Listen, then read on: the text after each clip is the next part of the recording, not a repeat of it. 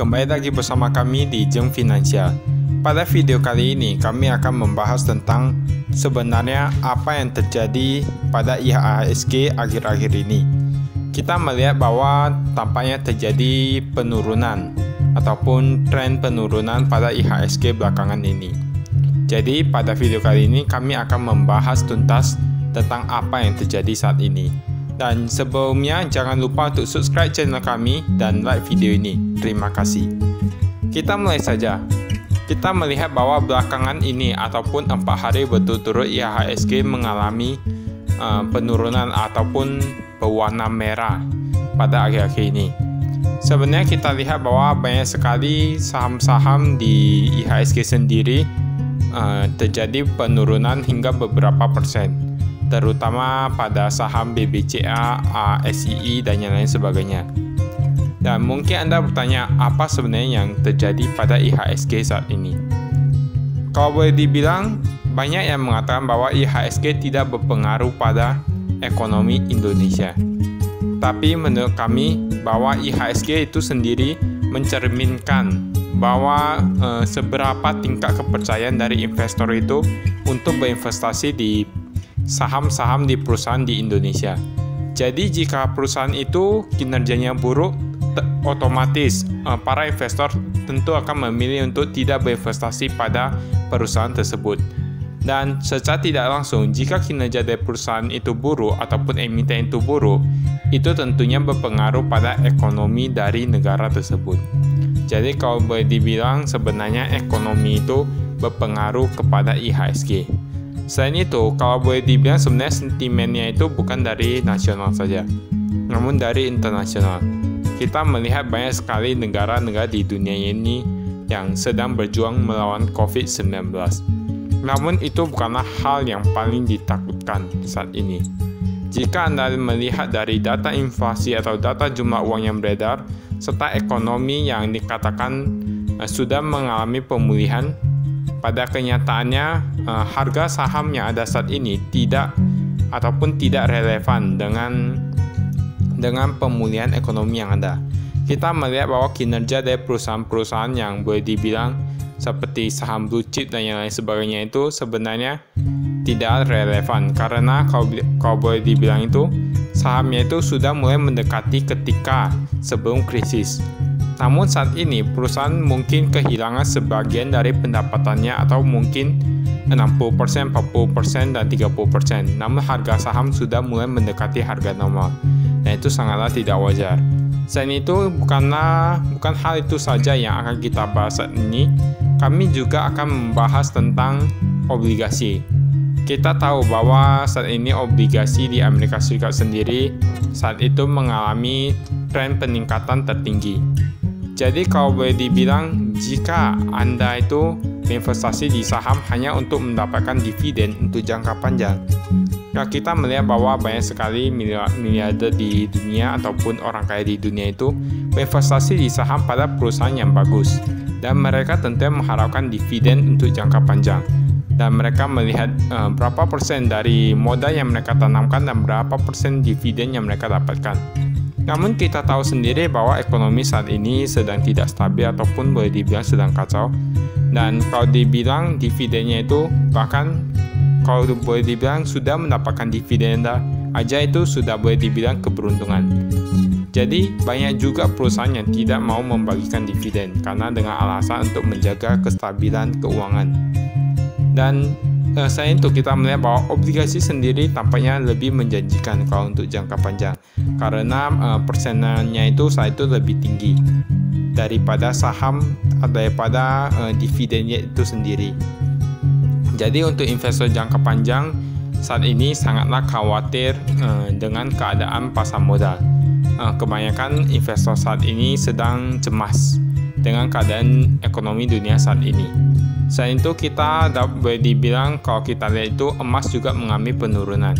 Kita tahu bahwa emas sebenarnya merupakan aset lindung nilai ataupun aset yang tahan terhadap inflasi. Dan mengapa mengalami penurunan? Karena meningkatnya penjualan ataupun sedikitnya permintaan akan emas itu sendiri.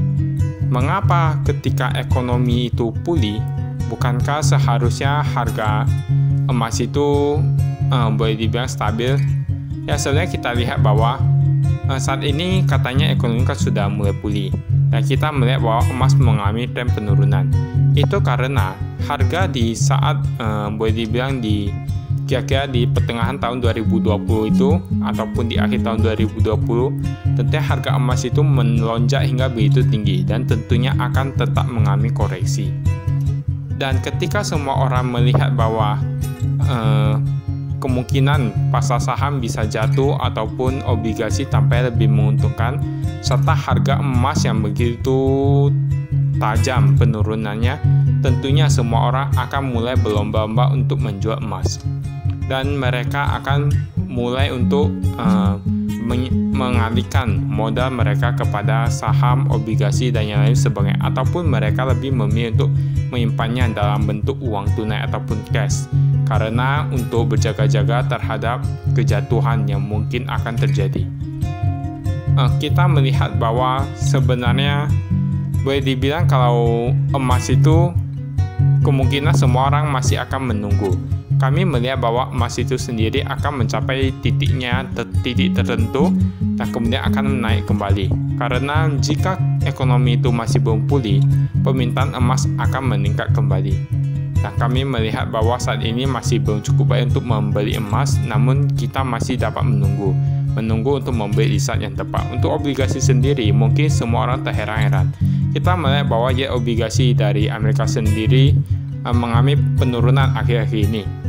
Ya, mengalami penurunan boleh dibilang cukup tinggi. Namun mengapa harga saham masih menjadi merah? Ya, semua orang menanyakan hal itu. Dan tentu saja menurut kami bukan hanya yield obligasi yang berperan dalam hal ini, namun hutang pemerintah. Banyak sekali investor yang sangat khawatir terhadap hutang pemerintah yang semakin banyak, karena mereka meminjam uang untuk memberikan bantuan kepada masyarakat agar segera membelanjakan uang tersebut sehingga ekonomi akan kembali pulih. Namun kita lihat seiring dengan pembatasan kegiatan, tentunya ekonomi itu sangat sulit untuk pulih. Mereka ingin ekonomi pulih, namun bioskop masih belum dibuka karena pihak bioskop sendiri melihat bahwa keuntungan yang didapatkan mungkin sangatlah kecil ataupun tidak berimbang dengan kewajiban yang perlu dibayar. Dan kita melihat dengan pusat pembelanjaan, restoran, tempat makan, semua tempat hiburan, kita melihat semuanya bahwa sangatlah teratur ataupun banyak sekali pembatasan kegiatan. Ataupun misalnya meja yang kita duduk itu biasanya bisa duduk 4 orang, sekarang menjadi 2 orang. Tentunya akan mengurangi keuntungan yang diperoleh pemilik restoran tersebut ataupun tempat makan dan yang lain sebagainya. Jadi sebenarnya kami lihat semua orang takut kepada hutang pemerintah itu sendiri. Dan jika hutang sudah terlalu banyak dan kita tidak mampu untuk membayar bunga itu sendiri dikarenakan macet, ataupun seharusnya uang yang digunakan untuk berbelanja itu masuk ke pasar saham. Nah, pasar saham itu sendiri sedang merah ataupun jatuh. Tentunya uang itu akan melayang ataupun menghilang. Sedangkan pemerintah itu tetap memiliki utang dan bagaimana harus dibayar. Dan utang itu pun memiliki bunga. Tentunya harus dibayar dengan menaikkan pajak ataupun pendapatan negara. Dan negara harus mencari pendapatan agar bisa melunasi hal tersebut. Karena itu banyak sekali yang khawatir jika pajak itu meningkat, tentunya kita sebagai pelaku industri ataupun investor akan dirugikan. Karena saat ini ekonomi masih belum membaik, namun pajak sudah meningkat. Pajak sudah meningkat daripada awal-awal dari sebelum krisis. Lalu apa yang harus kita lakukan? Apa yang akan terjadi jika ekonomi belum pulih, sedangkan kewajiban kita meningkat dan kemampuan kita untuk membayar itu berkurang? Lalu apa yang harus dilakukan? Itulah yang dikhawatirkan oleh investor saat ini. Jadi mungkin dari video kami, dari pembahasan kami, Anda kurang lebih menangkap sebenarnya apa yang ingin kami sampaikan. Namun itu semua kembali kepada Anda, apa yang ingin Anda lakukan, bagaimana pandangan Anda terhadap ekonomi saat ini, apa yang harus dilakukan, itu semua tergantung pada diri Anda sendiri. Anda dapat mencari di internet ataupun mendengarkan pembahasan yang lainnya, dan Anda dapat menentukan apa yang harus dilakukan. Baiklah, itu saja dari kami. Sekian dan terima kasih.